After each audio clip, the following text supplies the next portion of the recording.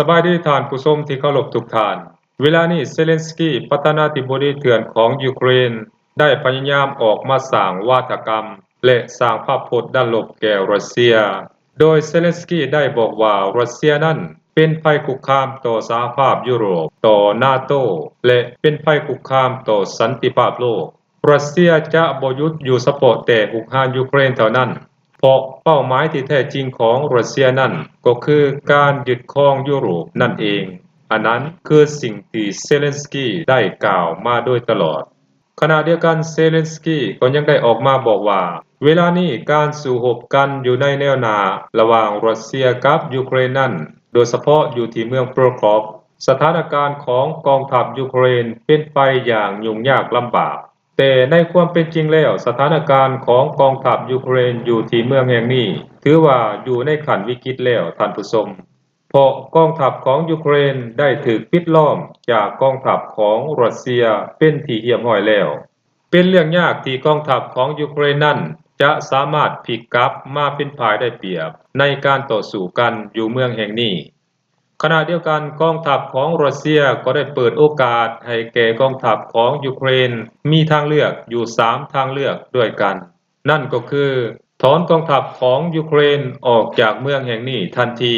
เพราะรัสเซียนั้นได้เปิดทางถอยไว้ให้กับยูเครนแล้ว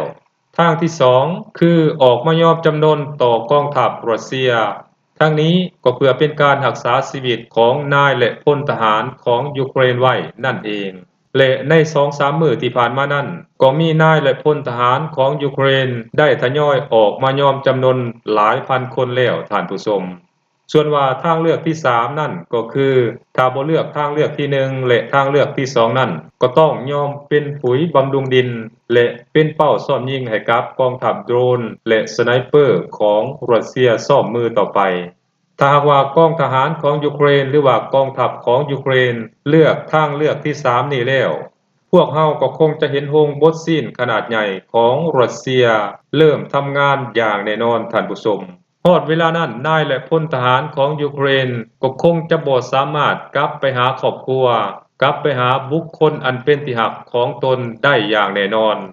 ส่วนว่าเซเลนสกีนั่นเขาเองก็บ่ได้สนใจใยดีกับชะตากรรมหรือว่าชีวิตการเป็นอยู่ของทหารยูเครนเหล่านั้นแม้แต่น้อยเดียว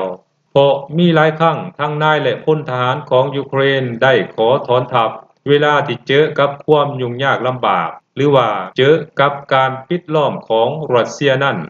แต่เซเลนสกีและชนชั้นนำขั้นสูงของยูเครนกับบ่อนุญาตให้กองทัพหรือว่าทหารของตนเองนั่นถอนทัพแต่อย่างใดซ้ำบ่พอ